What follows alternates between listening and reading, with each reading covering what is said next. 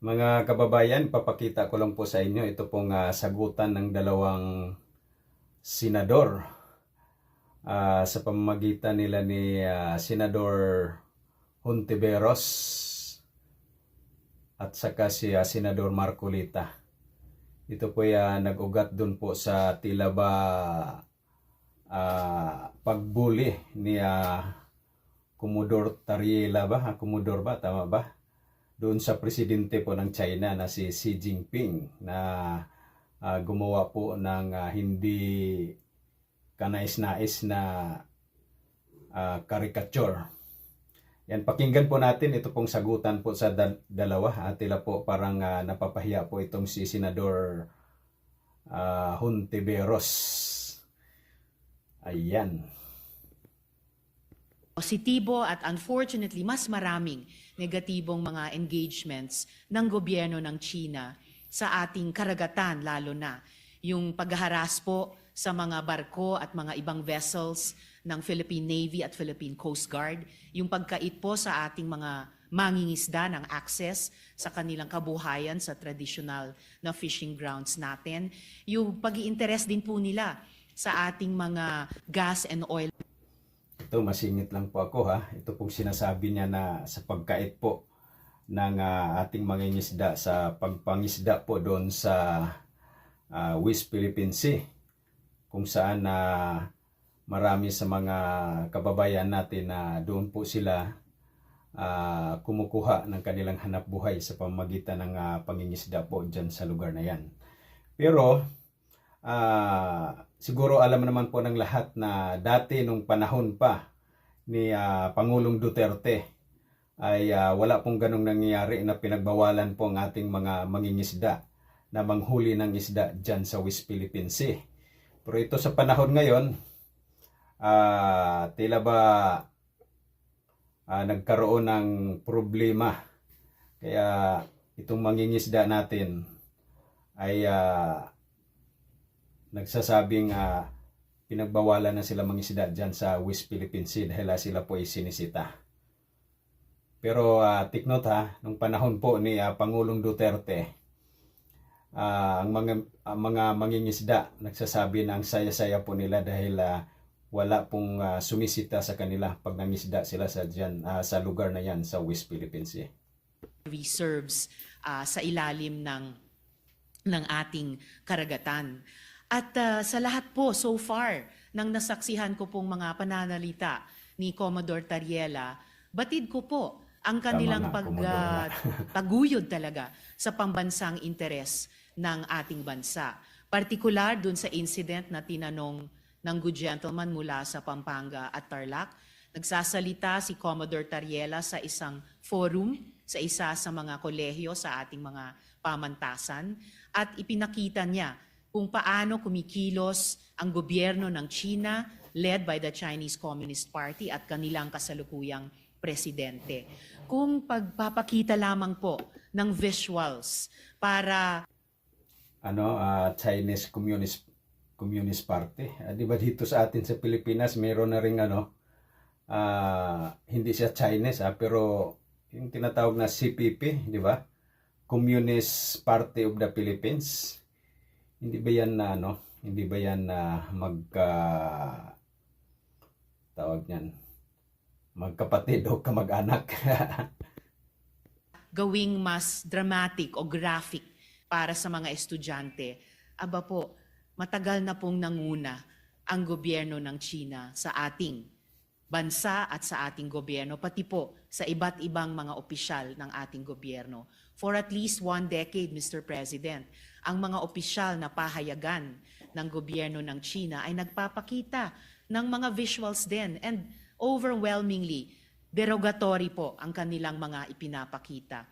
Nilalarawan ang presidente ng Pilipinas bilang isang megaphone lamang ng ibang bansa, dinodrawing na parang marionettes lang ang ating bansa at ating mga Navy at Coast Guard vessels ng interes ng iba pang dayuhang bansa. Wala pong ipinapakitang respeto at tahasang pambabastos sa ating gobyerno. So, dun sa idinaing ni Ambassador sa good gentleman mula sa Pampanga at Tarlac. Di hamak na mas maraming dapat Idinaing iwasto talaga, ha? sa kanilang pakikitungo sa atin.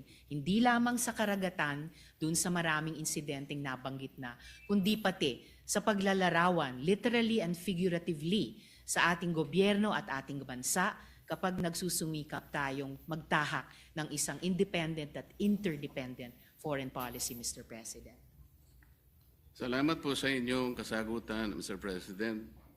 Alam ko po na si Jay Tariela ay siyang tagapanguna ng Transparency Initiative sa ilalim po ng National Security Council ng ating bansa. Ang Transparency Initiative po, Mr. President, ay yung tinatawag na assertive transparency or measured transparency.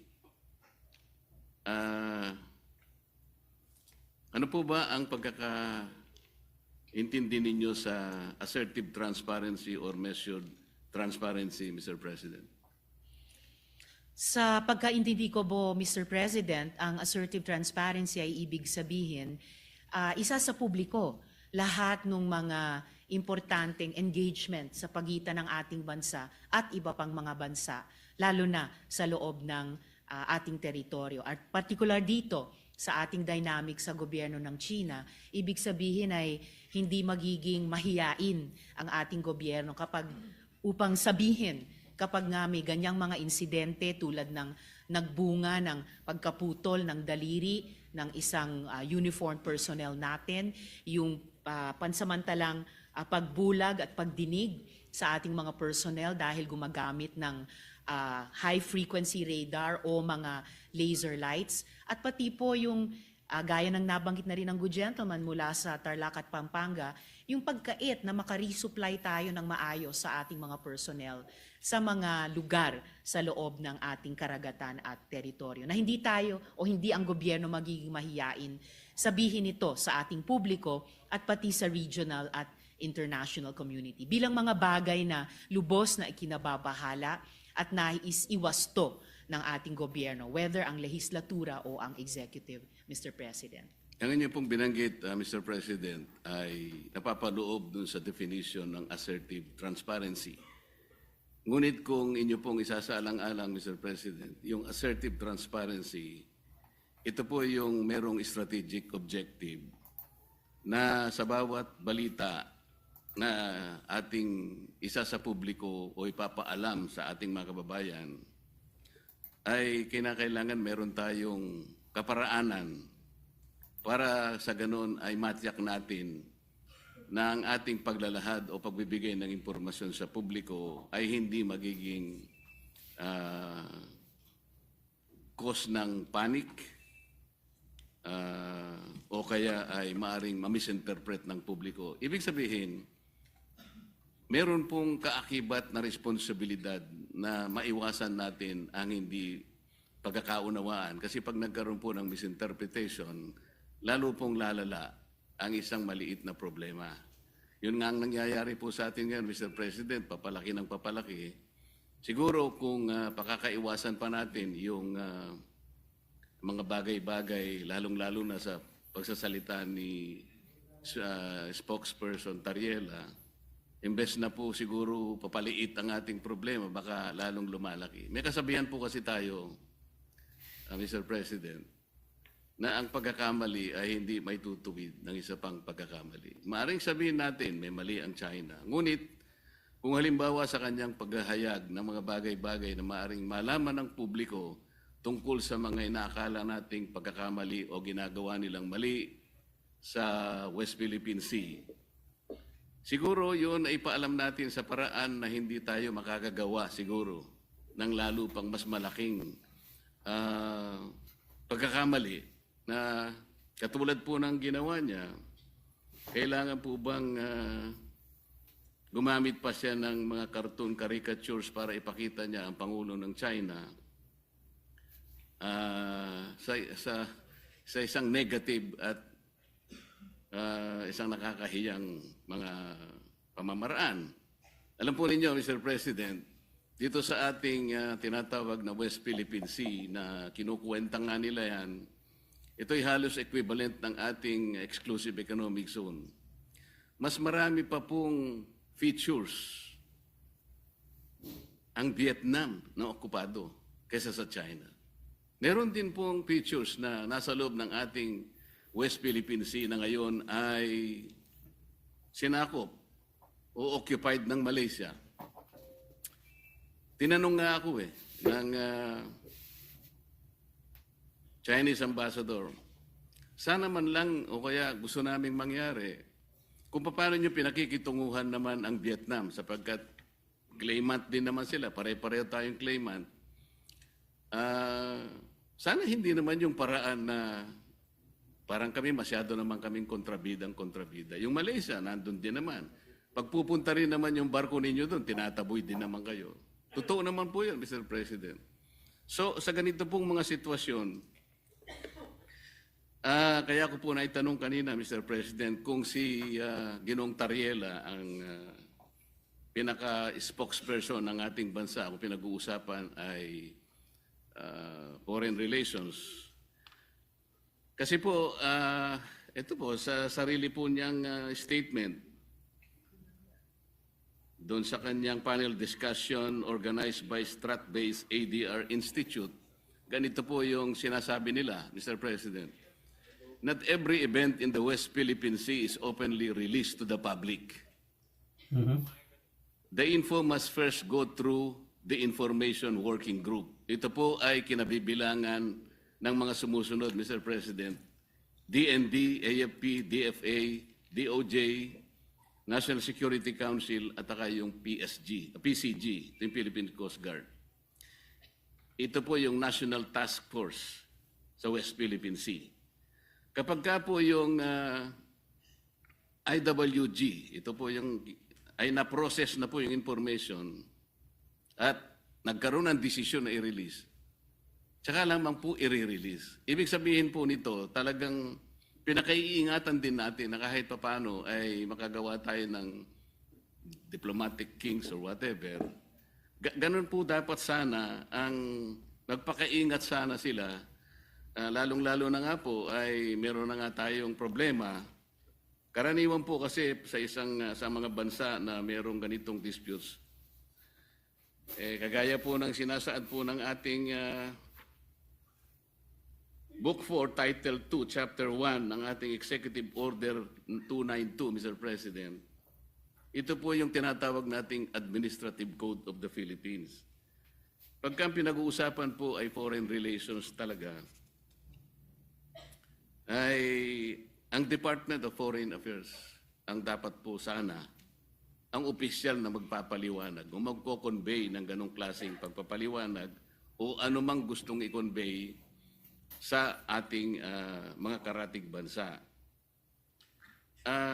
Ginoong Pangulo, masasabi po ba natin na si Ginoong Tariela ay nakikipag-coordinate sa bawat salitang bibitawan niya sa publiko, lalong-lalo na yung sinasabi niya na kailangan informahan ng public? Kiniklear po niya kaya ito sa Department of Foreign Affairs, gayong ito ang official organ ng ating pamahalaan para sa ganun ay maiwasan po natin ang lalo pang pagkakamali? Sa tingin ko po, Mr. President, dahil meron tayong pong presumption of regularity, lalo na sa pagitan ng lehislatura at saka ng executive, opo, nananalig ako na nagko-coordinate si Commodore Tariela, nagko-coordinate ang buong National Task Force on the West Philippine Sea sa lahat ng mga departamento na bumubuo at gumagabay sa kanila, lalo na ang Department of Foreign Affairs. At bilang miyembro ng lehislatura, hindi po ako makikialam kung ano ba ang mga dynamics nila or kung maganda ba or hindi maganda ang Sure kaya to si Senator Risa Hontiveros na ito pong si Commodore Tariela ay bago po magsalita o naglabas ng pangpublikong pananalita ay siya po ay nagpaalam dun sa Department of Foreign Affairs baka mamaya hindi nagpapaalam dapat ay paubaya po yan doon sa mga talagang nakakaalam. Kanilang working relationship on any one day or the other. Basta para sa akin po bilang isang mambabatas, meron akong presumption of regularity dun sa pagkilos ng buong National Task Force on the West Philippine Sea, and in this particular case, lalo na kay Commodore Tariela. And i-shift po natin o lakihan po natin yung magnifying glass na meron po tayo ngayon. Ang problema po ay hindi kay Commodore Tariela. Ang problema talaga ay sa kondukta ng Chinese government sa kasalukuyang dynamics. Kung sumasakit ang loob nila dahil ayon sa kanila masyado naman silang kontrabida, I'm sorry, in this particular case, sila talaga ang pinaka-kontrabida. Hindi po nila pwedeng sabihin na mas marami namang ino-occupy ang Vietnam, may mga kasalanan din ng Malaysia. Opo, alam natin may iba't ibang claimant countries sa buong South China Sea at yung iba ay kumbaga karibal din natin sa mga claims natin bilang Pilipinas. Pero hindi naman ina-attack ng Vietnamese Navy ang Navy at Coast Guard natin. Hindi naman dinedenay ng Malaysia ang mga mangingisdang Pilipino makapangisda sa sarili po nating karagatan. At I beg to disagree, Mr. President, with all due respect sa Ginoo mula sa Pampanga at Tarlac. Ang pinag-uusapan po natin at ang pinagmumulan nitong mga malalim na pagkabahala natin, hindi po ito maliit na problema. Napakalaking problema po nito. Isa sa malaking problema. Oo nga, napakalaking problema nga yan. Pero hindi nyo po tinitingnan na kung ano po ang resulta dito sa ginagawa nyo na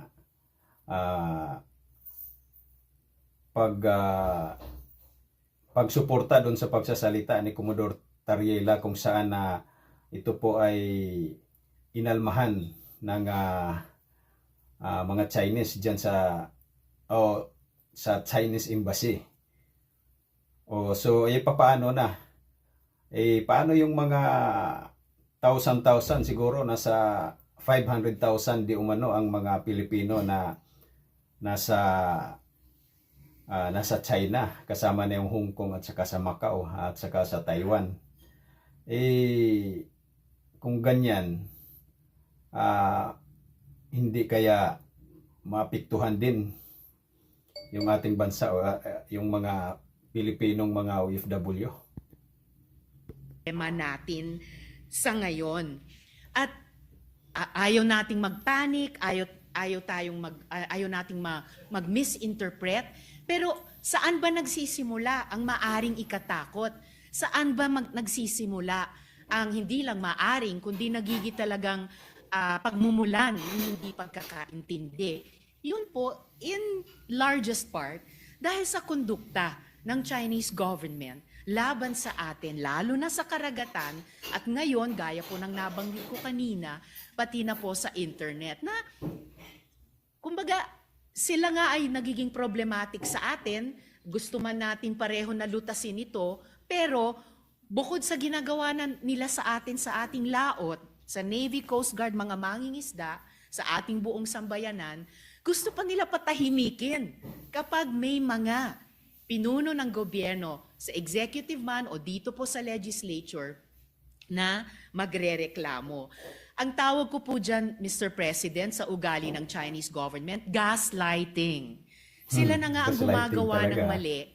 Mamasamain pa nila kapag pinuna ng ating panig, ng ating gobyerno, tayo pa ang may kasalanan. At sila pa ngayon ang biktima.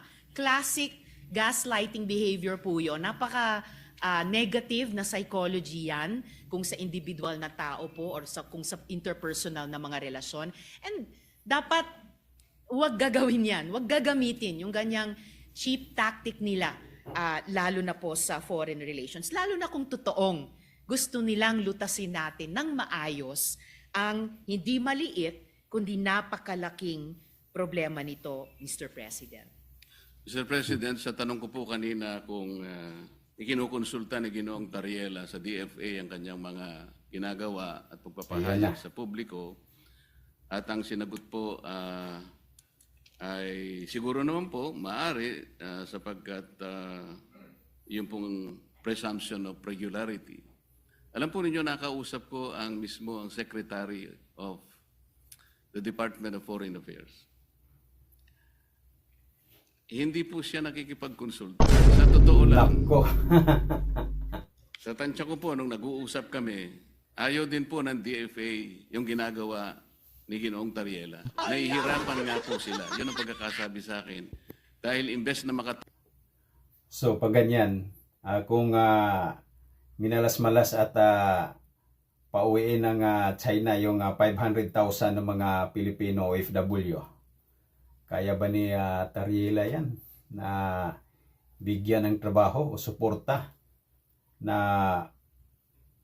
pangangailangan dyan sa mga pamilya ng mga OFW na yan?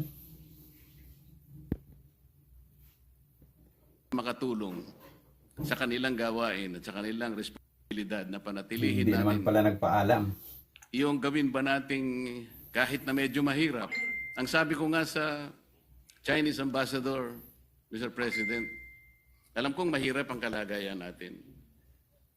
Pero kung papayag ka na ikaw baka ako naniniwala na pwede tayong magsimula na ang lahat ng isipin natin, lahat ng gawin natin ay mga bagay na pwede natin pagkaintindihan. Pwede tayong magkasundo. Doon tayo mauna. Iyon ba naniniwala ka? Naniniwala po sila, Mr. President. Kapag nagsimula tayo sa mga bagay na pwede natin pagkasunduan, halimbawa, sabi ko, yun na lamang akong mga isda. Alam ko, ang isda. Walang may-ari niyan. Common yan eh. Yan pwede nating pag-umpisahan sa pamagitan ng traditional fishing rights. Sapagkat yung prinsipyo niyan, sabi ko ganyan, although it is covered by international law, hindi ka ako pinag-uusapan dyan ng teritoryo. Kasi kapag ka ang pag-uusapan, napunta na sa teritoryo, problematic na eh. Pero pag-usapan muna natin ang mga isda. Sabi ko sa kanya, Sir President, nagawa ninyo sa Vietnam, nagkaroon kayo ng gulo dyan. Pero bakit nyo nagawa? Nagkaroon kayo ng agreement na partisyon nyo ang isang sukat ng karagatan do sa Tonkin Gulf sa Vietnam. Nakagawa rin kayo ng ganyang klaseng pag-uusap at kontrata sa pagitan ng inyong bansa at ng Vietnam. Tungkol sa isda rin. At kahit maigting ang labanan ninyo sa pagitan ng Japan at ang bansa ninyo, nagawa nyo rin sa Japan. Ibig ko sabihin, meron tatlong pangyayari dito sa panig ng ating mundo na nagawa nating ayusin kahit isda lang ang pinag-umpisahan natin. Hindi ba natin pwedeng gawin dito sa ating bansa? Sabi niya, pwede. Kaya lang, pakaiwasan naman natin itong ganito kasi, sabi niya. Kami naman nakahanda naman kami. At alam ko, Mr. President, nabasa ko sa dyaryo kaninang umaga, 17 yata sa ating mga fishermen ang kanilang sinalo. Yun. Mga bagay na pwede naman nating pasalamatan din sila. Kasi po kung ako po, ayoko din ang ginagawa nila. At sinabi ko rin naman sa kanya ng harapan. Bilang Pilipino, sabi ko, masakit naman ka kung makita ko yung aming mga mangisda na talagang kinakanyon yun ng tubig. Naintindihan naman namin yun, sabi niya. Kaya ang gusto namin, makagawa tayo ng mapagumpisahan natin. Ngayon, kung halimbawa si Commodore Tariela, habang nag-uusap tayo, nagpapakita ng ganitong mga memes at saka yung mga caricatures na negatibo, Mr. President, hindi po nakakatulong eh. So, ano po ba yung ating moving forward? Wala na ba tayong gagawin kundi puro patutsadahan na lang? Hindi po makakabuti sa pagitan ng dalawang bansa natin. Kaya lang naman po ako tumayo para imungkahi ang ilang bagay-bagay sana na makakatulong. Maaring mahirap po sa umpisa. Ang imumungkahi ko nga po sana, Mr. President, kung meron po tayong panahon sa ating mga committee hearings, imbitahan po natin ang Coast Guard, ang Department of Foreign Affairs, at kung sino po ang may kinalaman dito sa West Philippine Sea, o kung tawagin po natin ay Exclusive Economic Zone, sa pagitan ng napaloob po sa South China Sea. Para po yung komplikasyon po dito na napakarami, Kasi yung batas po natin at yung ating administrative issuance na nangyari sa mga nakarang araw at yung mga ginawa nating batas kamakailan lang, hindi ko nagkakamali, 2024, hindi po consistent talaga eh. Lilitaw po, meron tayong mga bansa, meron po tayong mga features na inoccupy natin. Labas po sa ating exclusive economic zone. Ipakikita po natin yun. Kasi kung wala tayong masusing pag-aaral, nababanggit ko nga po kung minsan, Mr. President, hanggang ngayon, wala po talagang malinaw na coordinates kung ano ba talaga ang pinaka-area ng ating West Philippine Sea o Exclusive Economic Zone. Siguro magsimula po tayo doon kasi yung iba, misinformation na po yung lumalabas eh. Napaka-komplikado po nito kung pag-uusapan po natin yung mga features na yan at kung ang magiging centerpiece po ng ating foreign policy, ipag-awayin na lang natin ang mga bato sa South China Sea. Palagay ko po nalilihis po tayo. May malaki po sigurong mga dapat pag-usapan at napakalaki ng China, napakamayaman ng ekonomiya ng bansa na pwede po natin sigurong maging siguro kakampi sa mga darating pong mga panahon kung maisasantabi po natin ang mga sigalot na namamayani sa ating bansa. Maraming salamat po, Mr. President. Maraming salamat po sa ating Senator Risa sa pagkakataong ibinigay po sa inyong lingkod. Salamat po. Ayan, yan po yung pagsupalpal, pagpapahiya ni Senator Rodante Marcolita kaya Senador Hontiveros. Yung sinasabi ni Senador Hontiveros na itong si Tariela ay malamang na di umano alam ng Department of Foreign Affairs tungkol po doon sa pagsasalita niya. Pero ito sinasabi po ni Congressman na Senador Rodante Marcolita na nagtataka din daw po ito pong Department of Foreign Affairs dahil hindi daw po ito sumasangguni o nagpapaalam itong si Commodore Tariela. Ayan, maraming salamat po sa lahat guys at bago pang lahat yan, huwag po natin kalimutang mag-like, share at subscribe po at abangan po yung susunod nating mga video. Ito pong pagsasalita ni Senador Erwin Tulfo na kung saan umaani po ito ng sari-saring mga reaksyon sa iba't ibang mga kilalang mga personalidad dahil daw po ito po ay nakakaapekto po sa mahigit kumulang 500,000 na mga Pilipino na andun po nagtatrabaho sa China. Ayan, maraming salamat. God bless po sa ating lahat. Bye-bye.